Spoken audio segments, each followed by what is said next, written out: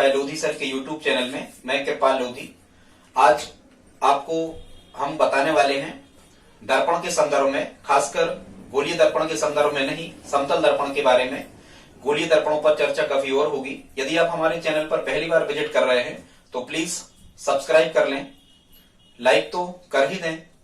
यदि आप किसी भी स्टेट लेवल या सेंट्रल लेवल के कॉम्पिटिटिव एग्जाम को देने जा रहे हो स्टूडेंट्स, तो यहां से यदि आपको विज्ञान या पर्यावरण विषय उसमें पूछा जाना है तो यहां दर्पण वाले चैप्टर से आपको निश्चित रूप से कुछ प्रश्न आना होते हैं। आज हम उन्हीं प्रश्नों पर चर्चा कर रहे हैं।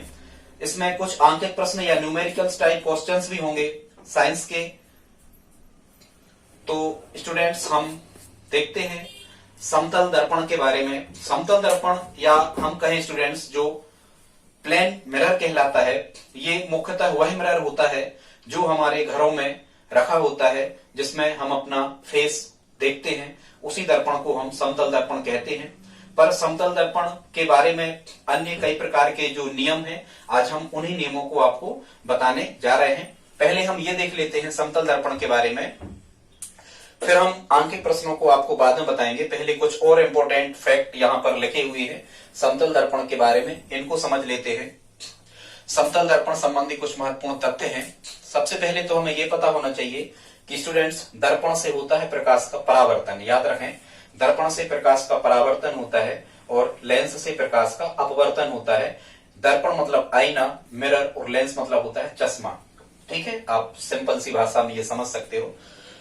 तो अब यदि दर्पण से प्रकाश का परावर्तन होना है तो जो दर्पण होता है समतल दर्पण, उसके पीछे तरफ कलई पुती होती है, मतलब कोई रंग का लेप उस पर किया जाता है ताकि प्रकाश की किरण आर पार ना हो, प्रकाश किरण का परावर्तन हो जाए। तो कभी कभी तो प्रश्न आता है कि पीछे किसकी परत की लेप उसमें लगी होती है दर्पण में, तो आप याद रखें चांदी की। चांदी की लेप इसलिए लगी होती है क्योंकि चांदी जो है ये सबसे अच्छी परावर्तक होती है, ठीक है, प्रकाश की। फिर या पारा आता है आपको ऑप्शन में, या फिर क्या आता है, एल्यूमिनियम आता है।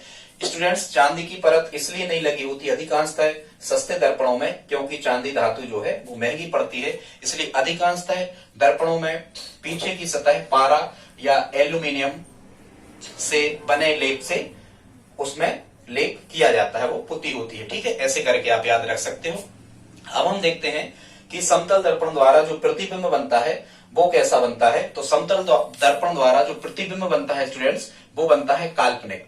काल्पनिक का मतलब ये होता है कि आप काल्पनिक या उसको हम आभासी भी कह सकते हैं। आभासी मतलब आप उस प्रतिबिंब को पकड़कर या छूकर ऐसा करके आप नहीं देख सकते, तो आभासी या काल्पनिक बनता है। और आभासी जो प्रतिबिंब होते हैं वो कैसे बनते हैं स्टूडेंट्स, हमेशा वो सीधे ही बनते हैं। याद रखना, दर्पण अपन कहीं यदि दीवार पर कील ठोक करके अपन टांगते हैं तो कैसा टांगते हैं, सीधा ही टांगते हैं। और प्रतिबिंब का आकार क्या होता है, तो ध्यान रखना प्रतिबिंब का आकार होता है वस्तु के बराबर। समतल दर्पण द्वारा बना जो प्रतिबिंब होता है उसका आकार कैसा होता है, वस्तु के बराबर। इसका मतलब ये हुआ कि जितनी लंबाई की आपने उसके सामने वस्तु रखी है उतनी ही लंबाई का प्रतिबिंब दर्पण, समतल दर्पण के सम्मुख बनता है। अब हम चर्चा कर लेते हैं कि वस्तु और प्रतिबिंब की दूरी में क्या अंतर होता है दर्पण से। तो इसमें आपको याद रखना है कि वस्तु व प्रतिबिंब की दूरी दर्पण से बराबर बनती है। मतलब जितनी दूरी पर आपने वस्तु को रखा है दर्पण से, उतनी ही दूरी पर प्रतिबिंब बनता है, उतनी ही दूरी पर प्रतिबिंब बनता है दर्पण से। यहां से स्टूडेंट्स आपको न्यूमेरिकल्स क्वेश्चन भी बन सकता है।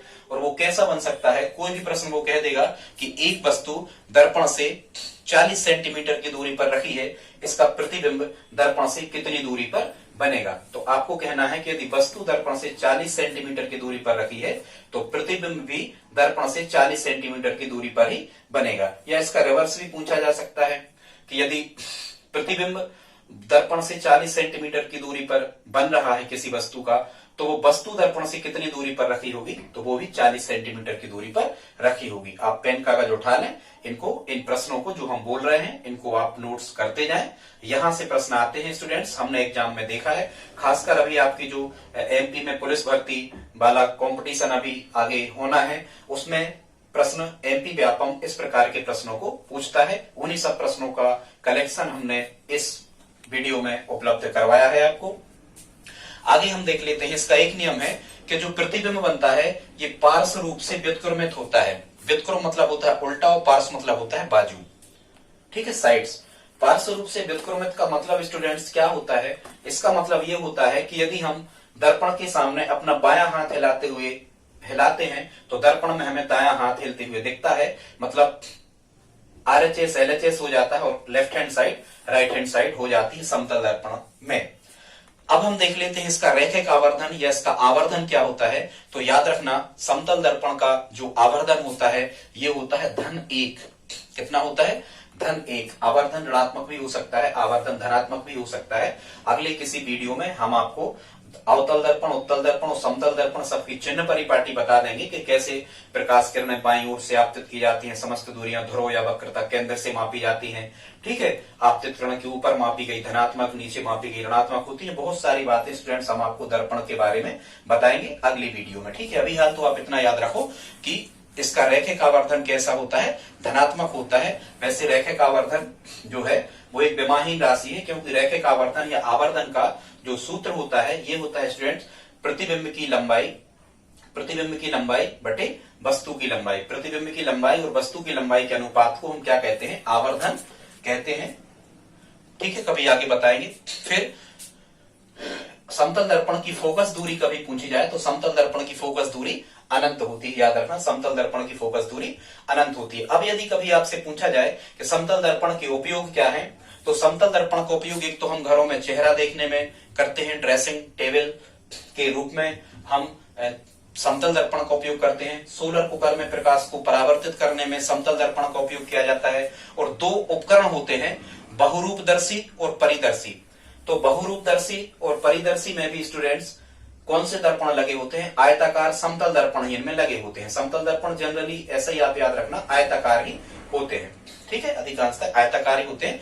पर बहुरूपदर्शी और परिदर्शी इनमें आयताकार समतल दर्पण ही लगे होते हैं। बहुरूपदर्शी को इंग्लिश में कहते हैं हम कैलिडोस्कोप। क्या कहते हैं स्टूडेंट्स? कैलिडोस्कोप। कैलिडोस्कोप का मतलब होता है बहुरूपदर्शी, ठीक है। और कैलिडोस्कोप में क्या लगा होता है? तीन आयताकार समतल दर्पण लगे होते हैं। जिससे क्या होता है, यदि आप इस प्रकार तीन आयताकार समतल दर्पण लगा के कोई प्रिज्म आप बना लेते हो स्टूडेंट्स, और उसके बीच में यदि कोई भी वस्तु आप रख देते हो तो वह वस्तु हमें कई प्रतिबिंब उस वस्तु के हमें उन दर्पणों के बीच में दिखाई देते हैं। मतलब वहां उस वस्तु का कई बार उत्तरोत्तर परावर्तन होता है। और उत्तरोत्तर परावर्तन क्या कहलाता है कि एक जो वस्तु होती है उसका पहला जो प्रतिबिंब बनता है, ये प्रतिबिंब अन्य दर्पणों के लिए वस्तु का कार्य करता है। इस प्रकार अनंत प्रतिबिंब बन जाते हैं और वस्तु बड़ी सुंदर हमें दिखाई देती है। अधिकांशतः फिल्मों में स्टेज वगैरह शो जब चल रहे होते हैं तो उनमें आप नायक नायिकाओं जो नृत्य कर रहे होते हैं उनके आप कभी कभी देखते हो कि कई प्रतिबिंब, चूंकि वो है तो व्यक्ति कम जोड़ा है, मान के चलो नायक नायिका है, लेकिन उनके कई प्रतिबिंब आपको आजू बाजू दिखाई देते हैं। वो कौन से उपकरण से ये सब हो जाता है? आप याद रखना, बहुरूपदर्शी या कैलिडोस्कोप से इस प्रकार के प्रतिबिंब प्राप्त हो जाते हैं। अब कभी आपको ये प्रश्न आता है, हाँ एक चीज तो आप ये ध्यान रखना कि यहाँ लिखा है बहुरूपदर्शी। अब बहुरूपदर्शी लिखा है तो इसमें 1 2 3 4 5 6 वर्ण है, 6 वर्ण है, इसमें 6 अक्षर है। तो 6 का जब आधा करो तो कितना आएगा? 3। मतलब आप हमेशा से ध्यान रखना कि बहुरूपदर्शी में 3 आयताकार समतल दर्पण लगे होते हैं, ठीक है। यदि हम परिदर्शी में करें स्टूडेंट्स, परिदर्शी में, तो परिदर्शी या पेरिस्कोप इसको हम कहते हैं। परिदर्शी में कितने वर्ण हैं? 1 2 3 4, 4 अक्षर हैं। 4 का आधा करो कितना आएगा? 2। मतलब ध्यान रखना, परिदर्शी में 2 आयताकार समतल दर्पण लगे होते हैं, बहुरूपदर्शी में 3 आयताकार समतल दर्पण लगे होते हैं, ठीक है। अब यदि इसमें 3 आयताकार समतल दर्पण लगे होते हैं, इसमें दर्पणों की संख्या ज्यादा है, तो बहुरूपदर्शी में जो दो दर्पणों के बीच का जो कोण होता है, मतलब दो दर्पण कितने कोण पर झुके होते हैं? 60 अंश पर झुके होते हैं। आप इनको याद कर लें, ये डाटा एग्जाम में पूछे जाते हैं कि बहुरूपदर्शी में दोनों दर्पणों के बीच का, मतलब इस प्रकार का जो समतल दर्पण इस प्रकार का बनता है, ये हमने कलाई पोत दी, यहाँ कलाई पोत दी, एक दर्पण ये रख दिया और एक दर्पण ये रख दिया, ठीक है। मान के चलो ये हो गया बहुरूपदर्शी। हालांकि 3 लगे होते हैं तो इनके बीच का जो एंगल होता है वो कितने अंश का होता है? 60 अंश का। यदि एक और लगा होगा तो उनके भी बीच कितने अंश का होगा? 60 अंश का। इस प्रकार से इनको समाहित किया जाता है। तो याद रखना, यदि बहुरूपदर्शी की स्पेलिंग ज्यादा है तो यहाँ 60 अंश, प्रतिबिंब 60 अंश के कोण पर झुके हुए समतल दर्पण लगाए जाते हैं। परिदर्शी में 2 आयताकार समतल दर्पण लगे होते हैं और ये कितने अंश पर झुके होते हैं? 45 अंश पर झुके होते हैं। स्टूडेंट्स, परिदर्शी या पेरिस्कोप का उपयोग कहाँ होता है? मुख्यतः इसका उपयोग जासूसी में होता है, जैसे सेना के बंकर हैं या पनडुब्बियों में या युद्धपोतों में जो सैनिक उनमें बैठे रहते हैं, वो परिदर्शी या पेरिस्कोप बाहर लगा होता है। तो बाहर लगे हुए पेरिस्कोप से सतह पे शत्रु सेना की क्या हलचल है वो बैठे बैठे इसको देखते रहते हैं। तो परिदर्शी का ये या पेरिस्कोप का ये उपयोग होता है। यहां से आपको कभी भी प्रश्न आए तो हमें लगता है अब आप इन प्रश्नों को हल कर पा रहे हो, और इतना ही प्रश्न यहाँ से बनते हमने आपको बता दिया। अब हम यहाँ से कुछ आपको जो हमने आपको शुरू में बताया था कि अब हम आपको बताने वाले हैं कुछ साइंस के न्यूमेरिकल्स क्वेश्चन। उनको वो किस प्रकार से आते हैं समतल दर्पण से, यहाँ हमने पहले नियम लिख रखे हैं, नियमों के बाद में यहाँ हमने उनके क्वेश्चन लिख रखे हैं और यहाँ हम आपको हल करके बताएंगे। ठीक है स्टूडेंट्स, तो देख लेते हैं समतल दर्पण कहलाता क्या है। वैसे जनरली यही नहीं बताया हमने, ये आयताकार समतल दर्पण कहलाता है। जनरली इसे इस डायग्राम से दर्शाया जाता है, इस प्रकार का होता है। यहाँ कलाई पोती जाती है और इस सतह से होता है प्रकाश का परावर्तन। ठीक है, परावर्तन ही होता है दर्पण से, अभी हम बता रहे हैं आपको आगे। अब आप देख लो, इसमें इसका जो नियम फर्स्ट है, नियम फर्स्ट ये कहता है कि यदि किसी व्यक्ति की ऊंचाई जो है, अब प्रश्न कैसा आता है कि मान के चलो हम कहें कि कोई व्यक्ति जो है वो h ऊंचाई का व्यक्ति है। अब h ऊंचाई का व्यक्ति है, इस व्यक्ति को अपना पूरा प्रतिबिंब देखना है दर्पण पे। तो दर्पण की ऊंचाई या दर्पण की लंबाई या दर्पण कितना बड़ा होना चाहिए? तो हम कहते हैं दर्पण की ऊंचाई उस व्यक्ति की ऊंचाई का आधा होना चाहिए। वही हमने यहाँ लिखा है कि अपना पूर्ण प्रतिबिंब यदि किसी व्यक्ति को देखना है समतल दर्पण में, तो दर्पण कितना बड़ा होना चाहिए? उस व्यक्ति की ऊंचाई का आधा होना चाहिए। ठीक है, अभी हम यहाँ आपको प्रश्नों के माध्यम से और समझाएंगे। अब यदि आपको ऐसा प्रश्न आता है कि यदि व्यक्ति को दर्पण के सामने वाली माने व्यक्ति के पीछे की पूरी दीवार का प्रतिबिंब यदि देखना है, तो दीवार का तो दर्पण की लंबाई कितनी होना चाहिए? दीवार की ऊंचाई का 1/3 मतलब h/3। ठीक है, इतना होना चाहिए। तो वो व्यक्ति पीछे की दीवार का पूरा प्रतिबिंब देख सकता है, व्यक्ति के पीछे की दीवार का पूरा प्रतिबिंब देख सकता है। ठीक है, अब आप चाहो तो यहाँ हम एक एक प्रश्न आपको इनके हमने लिख रखे हैं, उनको हम आपको बता दे रहे हैं।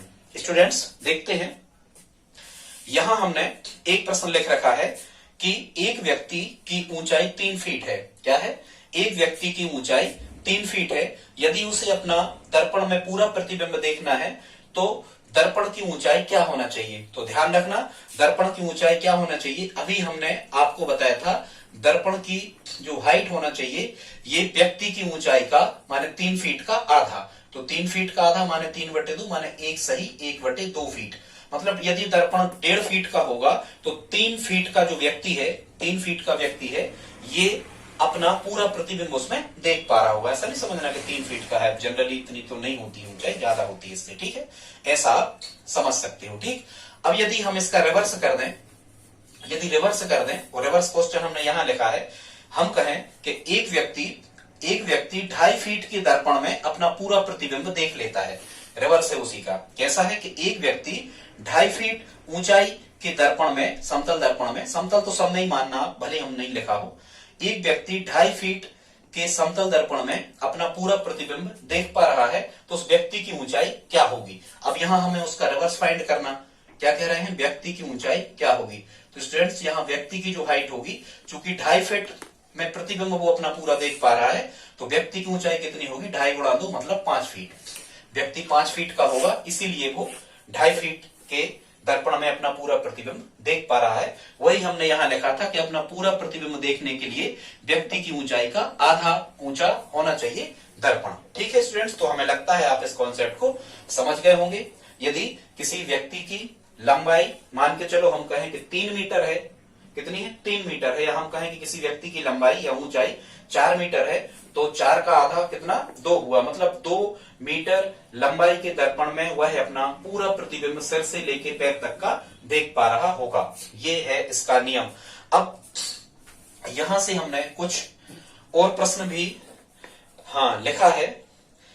ये तीसरा क्वेश्चन है। क्या लिखा है एक व्यक्ति अपने पीछे स्थित 6 मीटर की दीवार का पूरा प्रतिबिंब देखना चाहता है। एक व्यक्ति अपने पीछे स्थित, मतलब उस व्यक्ति के पीछे की जो दीवार है, सामने मिरर लगा हुआ है, एक व्यक्ति अपने पीछे स्थित 6 मीटर की दीवार का पूरा प्रतिबिंब देखना चाहता है, तो दर्पण की लंबाई कितनी होना चाहिए जिस दर्पण में उस व्यक्ति के पीछे की पूरी दीवार की लंबाई दिख जाए?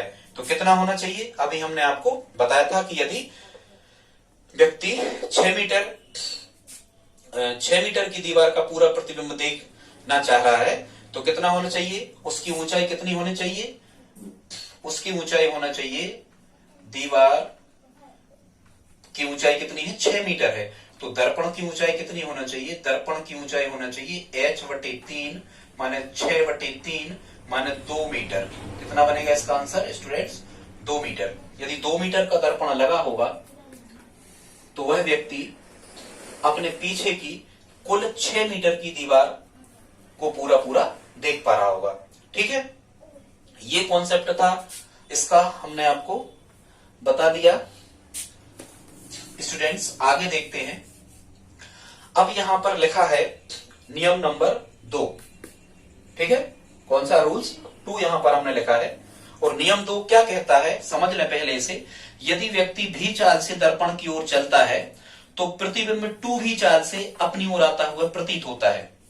मतलब जो प्रेक्षक है वो यदि प्रतिबिंब के या दर्पण के सामने मान के चलो वो 10 मीटर प्रति सेकंड के वेग से दर्पण की तरफ जा रहा है, तो उस व्यक्ति को जो उसका प्रतिबिंब होगा वो अपने स्वयं की तरफ, यदि 10 मीटर वेग से वो जा रहा है तो प्रतिबिंब 20 मीटर वेग से अपनी तरफ आता हुआ प्रतीत होगा। वही हमने यहां पर लिखा है। जनरली जो फिल्म वगैरह होती हैं, जो टीवी पर हम फिल्म देखते हैं, इस फिल्म में जो कार, मोटरसाइकिल या जो नायक नायिकाएं बहुत तेज दौड़ते हुए दिखते हैं, वो वैसा नहीं होता है। ठीक है, वो इस प्रकार के दर्पण वहां पर सेट किए जाते हैं कि समतल दर्पण के प्रतिबिंब सेट किए जाते हैं कि जो प्रतिबिंब है वो उनकी तरफ दुगनी चाल से आते हुए दिखते हैं। ठीक है, अब हम देख लेते हैं नियम 2। यदि हमने आपको बता दिया, आप समझ गए होंगे। यदि व्यक्ति भी चाल से दर्पण की ओर चलता है तो प्रतिबिंब व्यक्ति की तरफ उससे 2 गुनी, मतलब 2 भी चाल से आता हुआ प्रतीत होता है। उसी के प्रश्न हमने यहाँ पर लिखे हैं। नियम 2 के प्रश्न यहाँ लिखे हैं, देख लेते हैं। नियम 2 का क्वेश्चन नंबर 4 क्या है स्टूडेंट्स? ये प्रश्न कह रहा है कि एक व्यक्ति 15 मीटर प्रति सेकंड की चाल से समतल दर्पण की तरफ आ रहा है।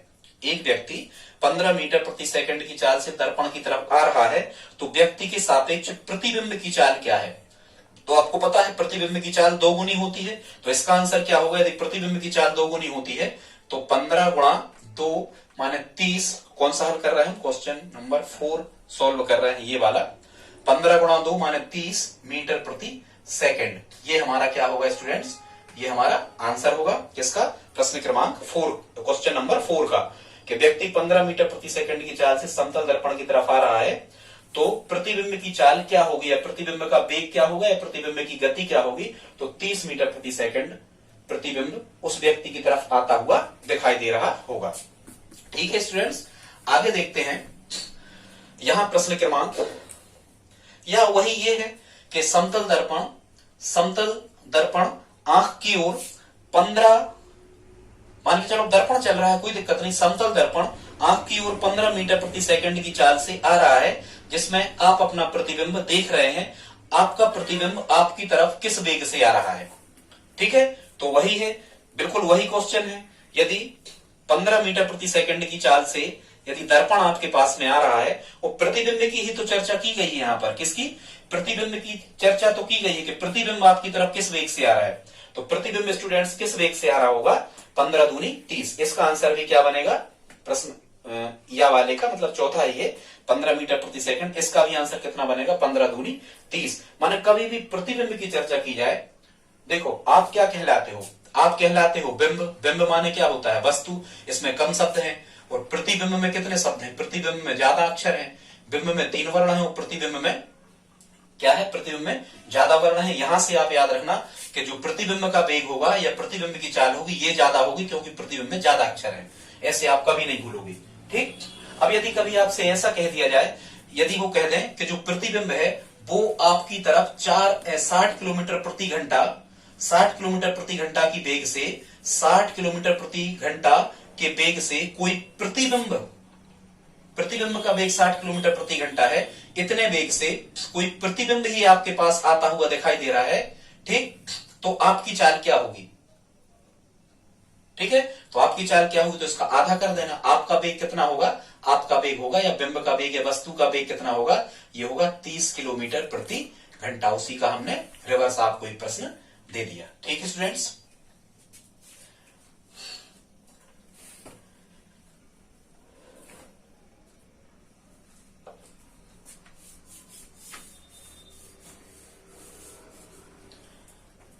आगे देखते हैं।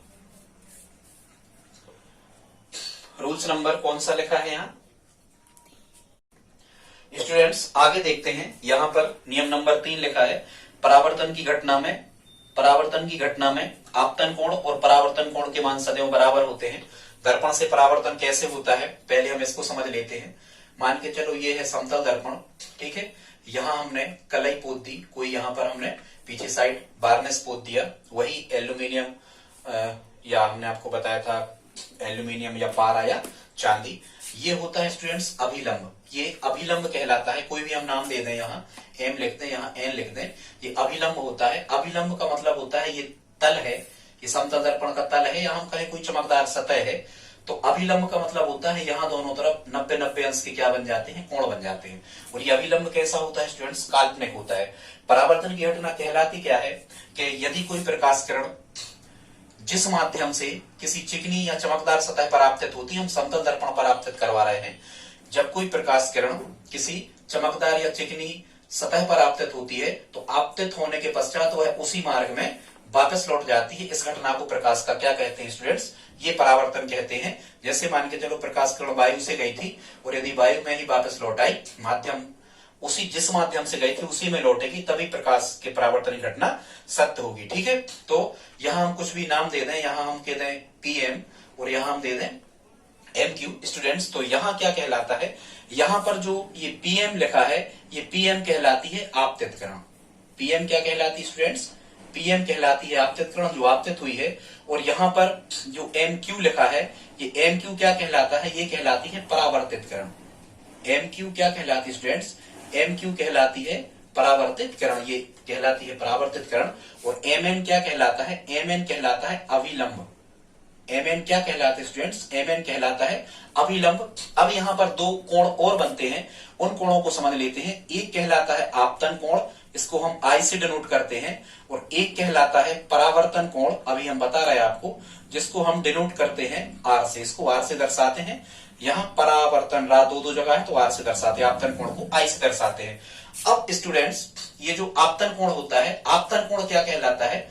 आपतन कोण कहलाता है आपतित किरण ये है, और अभिलंब के बीच बने कोण को क्या कहते हैं? हम आपतन कोण कहते हैं, इसे आई से दर्शाते हैं। और अभिलंब और परावर्तित किरण के मध्य बने कोण को हम परावर्तन कोण कहते हैं, इसे आर से दर्शाते हैं। और परावर्तन की घटना में क्या होता है? परावर्तन की घटना में आपतन कोण सदैव परावर्तन कोण के मान के बराबर होता है, मतलब आई इक्वल होता है आर के।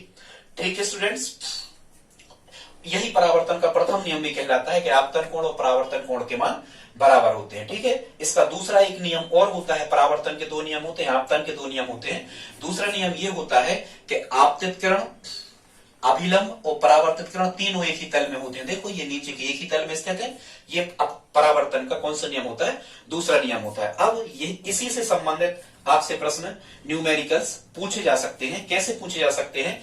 वही वो कहते हैं कि यदि परावर्तन की घटना में आपतन कोण का मान 60 अंश है, यदि वो कह दें कि आपतन कोण का मान मतलब आई की वैल्यू कितनी है? 60 अंश है, तो परावर्तन कोण का मान क्या होगा? तो आप यदि जानते हो कि आपतन कोण और परावर्तन कोण के मान बराबर होते हैं परावर्तन की घटना में, तो आपतन कोण यदि 60 दे रखा है तो परावर्तन कोण भी कितना होगा? 60 अंश होगा स्टूडेंट्स। ठीक है, या वो कहेंगे कि परावर्तन कोण का मान 60 है तो आपतन कोण कितना होगा? तो आपतन कोण भी कितना होगा? 60 होगा। आप समझ पा रहे होंगे।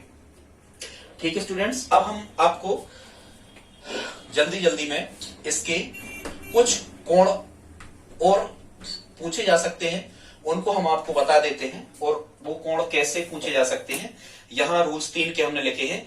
प्रश्न नंबर 5 आप देखें, यदि दर्पण से यदि समतल दर्पण से परावर्तन कोण का मान 60 अंश है तो आपतन कोण का मान भी कितना होगा स्टूडेंट्स, आई और आर के मान बराबर होते 60 अंश होगा। ठीक है, अगला कह रहे हैं यदि आपतन कोण का मान 30 अंश है तो तल व परावर्तित किरण, यदि आपतन कोण का मान 30 अंश है तो तल व परावर्तित किरण के बीच कितने अंश का कोण बनेगा, ये प्रश्न क्रमांक 6 है, क्वेश्चन नंबर 6 है। यदि आपतन कोण का मान 30 है, मतलब ये यहाँ आई था, आई, इसका मान वो कितना दे रहे हैं, 30 अंश दे रहे हैं। अब क्या कह रहे हैं, तो तल और परावर्तित किरण, मतलब तल क्या है, ये तल है, ये क्या है, ये तल है, तल, और ये क्या है, परावर्तित किरण है। तो मान के चलो वो कह रहे हैं कि इस कोण की वैल्यू क्या होगी, क्या कह रहे हैं, इस कोण का मान हमें फाइंड करना है, इस कोण का मान क्या होगा। यदि आपतन कोण का मान कितना दे रखा है, 30 दे रखा है, तो देखो स्टूडेंट्स वहां तक हम कैसे पहुंच सकते, वहां तक हम पहुंच सकते हैं, ये एम एन मतलब पी एम और एन, ये कितना दे रखा आपको, आपतन कोण कितना दे रखा, 30 दे रखा। तो हम जानते हैं परावर्तन की घटना में आपतन कोण और परावर्तन कोण के मान बराबर होते हैं, तो ये आर भी कितना होगा, मतलब ये एंगल भी कितना होगा, 30 का, ये भी 30 का, और ये भी कितने का, 30 का होगा। अभी हमने थोड़ी देर पहले आपको बताया था कि इस पूरे एंगल का मान, इस पूरे एंगल का मान कितना होता है, 90 डिग्री, क्योंकि अभिलंब है, ये तल पर लंबवत होता है, लंबवत का मतलब होता है कि 90 अंश का कोण बनता है।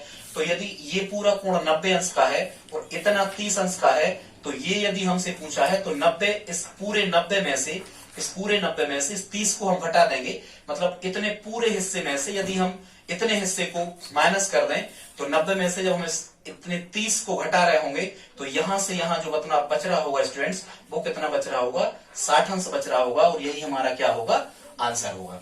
समझ पा रहे हैं आप?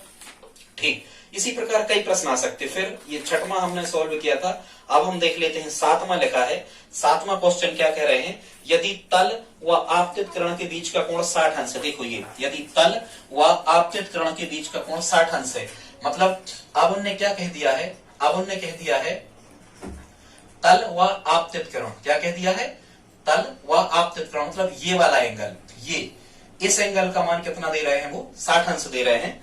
यदि तल व आपतित किरण, ये कहलाती ना आपतित किरण, पीएम, तल व आपतित किरण के बीच का कोण 60 अंश है, तो आपतन कोण का मान क्या होगा। आपतन कोण मतलब ये कहलाता है आपतन कोण, अभिलंब और परावर्त आपतित किरण के बीच का कोण आपतन कोण कहलाता है।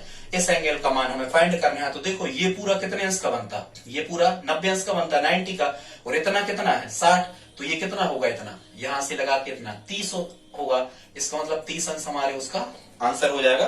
कौन से नंबर का आंसर 30 अंश होगा स्टूडेंट्स, क्वेश्चन नंबर 7 का। समझ पा रहे होंगे आप? ठीक स्टूडेंट्स, अब हम देखते हैं नियम नंबर 4। यहां नियम नंबर 4 कैसा लिखा है। नियम नंबर 4 जो होता है समतल दर्पण का, हालांकि परावर्तन खुद दो प्रकार का होता है, नियमित परावर्तन और अनियमित या विसरित परावर्तन। चमकदार सतह से जो होता है वो नियमित परावर्तन होता है, और खुरदुरी सतह से जो होता है वो अनियमित या विसरित परावर्तन होता है। कभी प्रकाश से संबंधित घटनाएं भी हम आपको बताएंगे, पूरा एक तरफ से क्यों वाले कारण पूरी घटनाएं समझा देंगे। बस आप कमेंट करके हमें बताएं कि आप किस पर हमसे वीडियो चाहते हो। प्रकाश का परावर्तन, अपवर्तन, व्यतिकरण, विवर्तन, ध्रुवण सब हम आपको बता देंगे। ठीक है, आगे हम देखते हैं नियम नंबर 4 यहाँ पर लिखा है, और वो क्या लिखा है, यदि दर्पण को थीटा कोण से घुमा दिया जाए तो परावर्तित किरण 2 थीटा कोण से घूम जाती है। ठीक है, यदि दर्पण को घुमा दिया जाए थीटा कोण से, तो जो परावर्तित किरण है वो उसके 2 गुने कोण से घूम जाती है। यही यहां पर हमने लिखा है कि 8वां क्वेश्चन देखो, 8वां सॉल्व कर रहे हैं हम, 8वां क्वेश्चन सॉल्व कर रहे हैं। यदि समतल दर्पण को 40 अंश से घुमा दिया जाए तो परावर्तित किरण कितने अंश से घूम जाएगी। यदि समतल दर्पण को 40 अंश से घुमाया गया है, तो हमें पता है कि जो परावर्तित किरण होती है, परावर्तित किरण जो होती है वो 2 गुने से घूम जाती है। ठीक है, तो परावर्तित किरण 2 गुणा थीटा की जगह हम 40 रखेंगे, तो इसका आंसर कितना आ रहा होगा स्टूडेंट्स, 80। मतलब यदि दर्पण को 40 अंश से घुमाया जाए तो परावर्तित किरण 80 अंश से घूम जाएगी। इसका रिवर्स भी आप सीखें। यदि उन्होंने ऐसा पूछ लिया कि परावर्तित किरण 80 अंश से घूम गई है, यदि परावर्तित किरण 80 अंश से घूम गई है, तो हमने समतल दर्पण को कितने अंश से घुमाया होगा, तो हमने समतल दर्पण को 40 अंश से घुमाया होगा। इसके रिवर्स प्रश्न भी आपसे पूछे जा सकते हैं। अब हम देखते हैं स्टूडेंट्स नियम नंबर 5, दो दर्पणों से उत्तरोत्तर परावर्तन। अब सबसे पहले तो आपको यह समझना होगा स्टूडेंट्स कि उत्तरोत्तर परावर्तन क्या कहलाता है। ठीक, उत्तरोत्तर परावर्तन क्या कहलाता है, क्या होता है, मान के चलो हमने समतल दर्पण लिए, दो समतल दर्पण हमने लिए, ये काला रंग पूछ दिया है, कलाई कहलाती है, ये काला रंग हमने पूछ दिया, और मान के चलो ये जो दो हमने समतल दर्पण लिए हैं ये एक दूसरे से, हम कहें कि एक दूसरे से 60 अंश पर ये झुके हुए हैं, एक दूसरे से 60 अंश पर दो समतल दर्पण चौकोरा कांच के टुकड़े हमने लगा दिए, इस प्रकार से ये 60 अंश पर एक दूसरे से झुके हुए हैं। अब यदि हम कहें कि इसके सामने यदि हम कोई वस्तु रख दें, इसके सामने हम इन दर्पणों के सामने कोई वस्तु रख दें, बस ध्यान रखना अभी ये इसके समद्विभाजक पर नहीं रखी, कोणार्धक पर नहीं रखी, कहीं भी हम कोई वस्तु रख दें, तो फिर प्रश्न ये आता है आपसे कि इस वस्तु के कितने प्रतिबिंब बनाए जा सकते हैं, इस वस्तु के कितने प्रतिबिंब प्राप्त होंगे। अब होता क्या है स्टूडेंट्स इसमें कि यदि भले कोई एक वस्तु रहे या दो वस्तु रहे, ये पहली जो वस्तु होती है ये इन दोनों के लिए वस्तु का ही कार्य करती है, लेकिन इससे जो बनने वाले प्रतिबिंब होते हैं वो अगली बार वस्तु का कार्य करने लगते हैं, मतलब प्रतिबिंब ही वस्तु बन जाती है और उस प्रतिबिंब के तक कई प्रतिबिंब बनने लगते हैं। इस प्रकार के प्रतिबिंबों को हम क्या कहते हैं, या चूंकि परावर्तन घटना से प्रतिबिंब बनते हैं तो इस प्रकार के परावर्तन को हम क्या कहते हैं, उत्तरोत्तर परावर्तन, मतलब जब कई बार परावर्तन होता है। ठीक है, तो यदि दो समतल दर्पणों के बीच में कितने भी अंश का यदि हमें कोण दे दिया जाए और उनके सामने कोई वस्तु यदि रख दी जाए तो कैसे बनते हैं, कई प्रतिबिंब बनते हैं। और वो कैसे बनते हैं, कब क्या कंडीशन होती है, देख लेते हैं इसको। आप समझ गए होंगे कि जो प्रतिबिंब होता है वो प्रतिबिंब ही वस्तु के कार्य करने लगते हैं और कई प्रकार से अन्य प्रतिबिंब और भी बन जाते हैं। तो स्टूडेंट्स इसमें आपको एक फार्मूला याद रखना है, एक सूत्र याद रखना है। प्रतिबिंबों की जो संख्या होती है, इमेजेस की जो संख्या होती है, ये होती है 360 बटे थीटा, और थीटा क्या कहलाता है, थीटा कहलाता है उन दर्पणों के बीच का कोण। थीटा क्या कहलाता है, जितने अंश पर वो दोनों दर्पण झुके हुए हैं उनके बीच का जो एंगल होता है ये क्या कहलाता है, थीटा कहलाता है, याद रखना आप। ठीक, अब हम देख लेते हैं इनके प्रश्नों को कि आपसे किस प्रकार के प्रश्न पूछे जा सकते हैं। तो जैसे मान के चलो यहां एक क्वेश्चन लिखा है, कौन सा, प्रश्न क्रमांक 9 है, ये नियम नंबर 5 के हम आपको हल करवा रहे हैं। क्वेश्चन नंबर 9 है, नियम नंबर 5 के। कह रहे हैं दो समतल दर्पण 90 अंश पर झुके हैं। यदि दो समतल दर्पण 90 अंश पर झुके हैं स्टूडेंट्स, तो यहां आपको समझना है कि थीटा का मान कितना दे दिया, 90, मतलब इस प्रकार के दर्पण है, वो इस प्रकार के दर्पण है, दोनों कितने अंश पर झुके हैं, 90 अंश पर झुके हैं। अब यहां कोई वस्तु रखी जाना है, उसके कितने प्रतिबिंब बनेंगे, वही पूछा है कि दो समतल दर्पण जो एक दूसरे से 90 अंश पर झुका कर रखे हुए हैं, इनके द्वारा बनने वाली प्रतिबिंबों की संख्या ज्ञात कीजिए। ठीक, किसी वस्तु के कितने प्रतिबिंब बनेंगे, तो यहाँ थीटा का मान कितना हो गया, 90 हो गया। जब हम इस फार्मूला में थीटा की जगह 90 रख रहे होंगे तो ये आ रहा होगा 360 बटे थीटा की जगह 90, शून्य से शून्य कैंसिल आउट, और 9 चौको 36, यहाँ पे कितना मिला, 4 मिला। लेकिन स्टूडेंट्स हमेशा आप नोट लगा के ध्यान रखें कि साधारण सी स्थिति में प्रतिबिंबों की संख्या, ये रूल सी होता है, याद कर लें कैसे होता है, बाद में बताएंगे कभी। प्रतिबिंबों की संख्या हमेशा विषम संख्या ही मिलना चाहिए। प्रतिबिंबों की संख्या हमेशा कैसी मिलना चाहिए, विषम संख्या, मतलब विषम संख्या ही हमेशा प्रतिबिंबों की संख्या का आंसर होगा। इसलिए हम क्या कर देते हैं, अभी हमारा 4 आंसर नहीं निकला है, इस 4 में से हम -1 कर देते हैं। विषम का मतलब आपको जोड़ना नहीं है, ध्यान रखना, जोड़ के भी विषम बनाई जा सकती है। ठीक, लेकिन प्रतिबिंबों की संख्या 360 ऋण 1 होती है, तो यहाँ 1 नहीं घटाएंगे हम, 1 हमेशा आपको कम करना है यदि सम संख्या मिले। तो 4 में से 1 घट रहा होगा तो कितना आ रहा होगा, यहाँ पर 3 आ रहा होगा, और ये 3 हमारा आंसर होगा।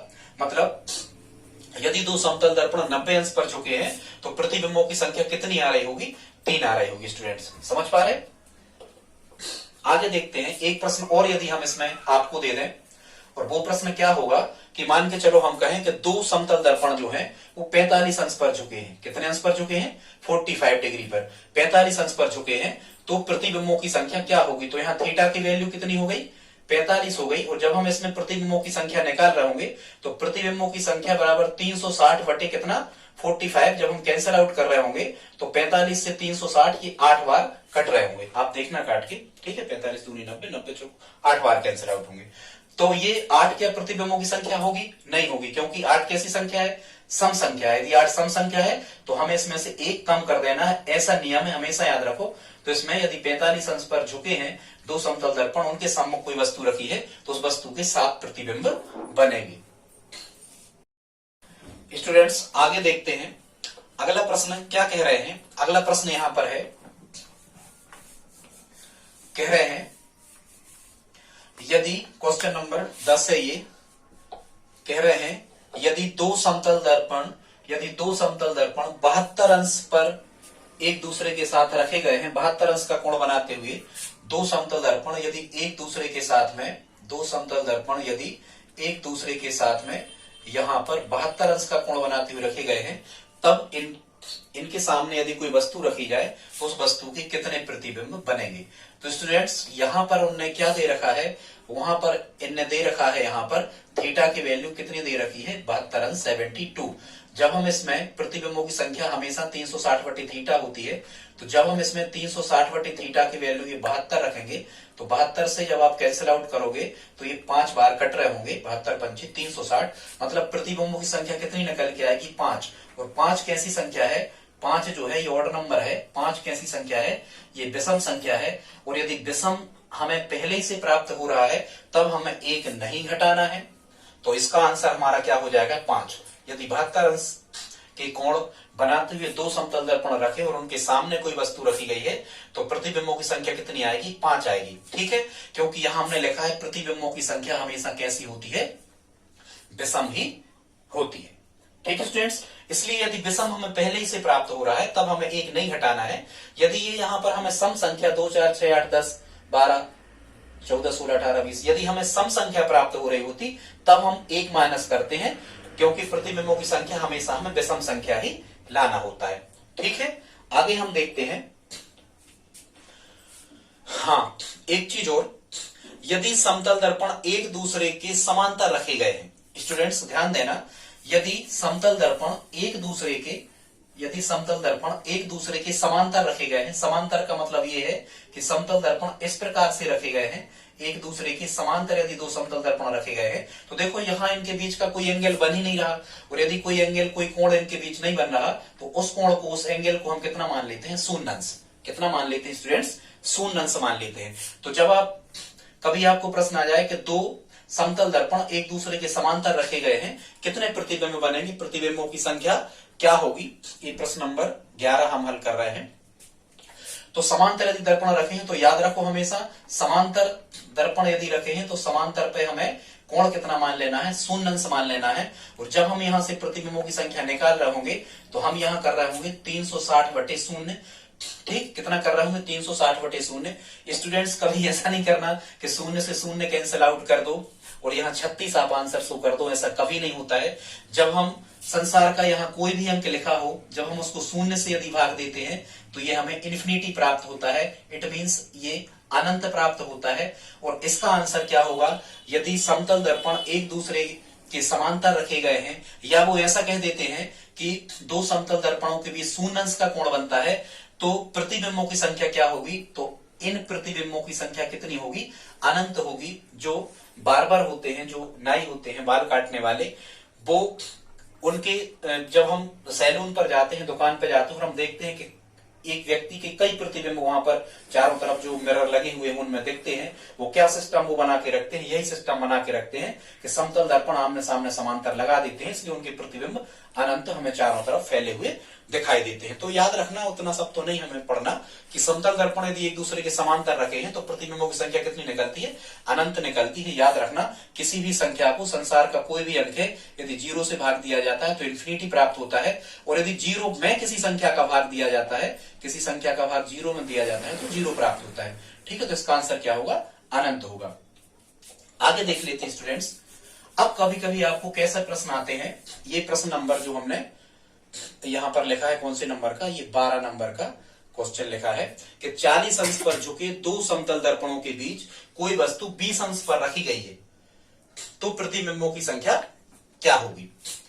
ठीक, और देखो 40 अंश पर झुके हैं मतलब जो दर्पण है दोनों वे 40 अंश पर झुके हैं। एक दर्पण ये है और एक दर्पण ये है, ये एक दूसरे के साथ 40 अंश पर झुके हैं, लेकिन इन दर्पणों के बीच कोई वस्तु 20 अंश पर रखी गई है। मतलब यहां कोई वस्तु रखी गई है, मान के चलो ये बिंदु आकार की ये वस्तु है, ये यहां पर हमने रख दी है, तो कोणार्धक का मतलब क्या होता है कि ये 20 अंश का हो जाएगा और ये 20 अंश का हो जाएगा।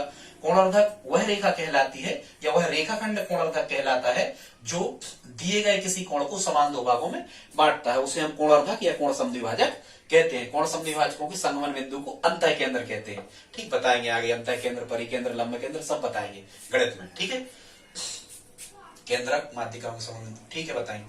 यहां देख लो 40 अंश पर झुके दो समतल दर्पणों के बीच कोई वस्तु 20 अंश पर रखी है कोणार्धक पे, तो प्रतिबिंबों की संख्या क्या होगी। तो हमें इसी में मान रख लेना है, किसमें, 360/थीटा में। लेकिन स्टूडेंट्स यहाँ इस क्वेश्चन में आप ध्यान रखना, जो थीटा का मान होगा वो थीटा का मान हमेशा दो दर्पणों के बीच का कोण ही होता है, ध्यान रखो, आप 20 नहीं रखना। हमेशा थीटा जो होता है ये दो दर्पण जितने अंश पर झुके होते हैं हमेशा वही होता है हर प्रकार के प्रश्नों में। भले उन्हें कंफ्यूजन क्रिएट करने के लिए यहाँ 40 भी रख दिया, 20 भी रख दिया, आप सोचो कितना रखें, इसमें थीटा के वैल्यू कितनी रखेंगे, 40 रखेंगे। तो जब आप यहाँ से प्रतिबिंबों की संख्या निकाल रहे होगे, प्रतिबिंबों की संख्या, तो ये आ रही होगी 360/थीटा, थीटा माने 40, शून्य से शून्य, यहाँ इस प्रकार से कैंसिल आउट होते, केवल शून्य होता तो नहीं होते। वो 4 से 36 कितने बार कट गए, 9 बार कट गए। लेकिन स्टूडेंट्स ध्यान रखना, यदि कभी ये कोणार्धक पर संख्या रखी होती है, काय पर रखी होती है, कोणार्धक पर कोई वस्तु यदि रखी होती है और यदि ये विषम आ रहा होता है तो हमेशा इसमें से एक माइनस किया जाता है, मतलब आंसर कितना आ रहा होगा, इसका 8 आ रहा होगा। ठीक है, आगे देखते हैं इसका आंसर कौन सी का, प्रश्न नंबर 12 का उत्तर कितना आएगा, 8 आएगा। ठीक है स्टूडेंट्स, आगे देखते हैं। यहां कह रहे हैं कि यदि 360, एक रूल्स है, नियम ही है समझो आप, कि 360/थीटा, 360/थीटा, 360/थीटा यदि एक भिन्न संख्या है, भिन्न संख्या का मतलब यह है कि इस प्रकार से है, 5/3 है, या मान के चलो हम कहें 5/2 है, या हम कहें कि 40/3 है, ऐसी कोई यदि भिन्न संख्या है तो प्रतिबिंबों की संख्या क्या होती है, पूर्णांक होती है। कैसे समझ सकते हो आप, जैसे हम एक एग्जाम्पल आपको दें, ये 13वां प्रश्न हम सॉल्व कर रहे हैं। जैसे हम कहें कि दो समतल दर्पणों के बीच में 50 अंश का कोण बनता है, मतलब दो समतल दर्पण 50 अंश का कोण बनाते हुए रखे गए हैं, इनके प्रतिबिंबों की संख्या क्या होगी। तो आप यहां से फार्मूला लगाओगे कि प्रतिबिंबों की संख्या क्या होती है, तो प्रतिबिंबों की संख्या होती है 360/थीटा। और जब आप यहां मान रख रहे होगे तो आप कहोगे 360/थीटा माने एंगल, कोण का मान कितना है, 50, शून्य से शून्य कैंसिल आउट हो रहे होंगे, यहां मिलेगा 36/5। और जब 36/5 ये विषम भिन्न है, जब आप इसकी मिश्र भिन्न बदल रहे होगे तो यहाँ 5 से आप भाग लगाओगे 36 में, तो 5 7 35, यहाँ शेष कितना बचेगा, 6 में से 5 गए, 1 बचेगा। ठीक है, कितना बचेगा, 1 यहाँ पर शेष बचेगा। तो जब आप इसे सही बटे में लिख रहे होगे, जब आप इसे मिश्र भिन्न में लिख रहे होगे 36/5 को, तो आप क्या लिख रहे होगे, यहां से चालू करते हो, क्लॉकवाइज घूम जाए करे पूरे, इसको हम लिखते हैं 7 सही 1/5। कितना लिखेंगे, 7 सही 1/5। तो यहां देखो इसको पढ़ते क्या है, 7 कंप्लीट 1/5। 7 कंप्लीट 1/5 का मतलब होता है कि पूर्णांक जो है, पूरा पूर्णांक है वो कितना है, 7। पूर्णांक माने पूरी पूरी संख्या, 1 2 3 4 5 6 7 8 9 10 से जो होती है, जहां तक भी आप जाते हो, ये सब क्या होती हैं, पूर्णांक होते हैं। तो स्टूडेंट्स इस प्रश्न का आंसर हमारा क्या होगा, इस प्रश्न का आंसर होगा हमारा 7। ठीक स्टूडेंट्स, यदि आज का वीडियो आपको अच्छा लगा हो तो प्लीज सब्सक्राइब कर लें, दोस्तों को सब्सक्राइब करवाने में हमारी मदद करें। धन्यवाद।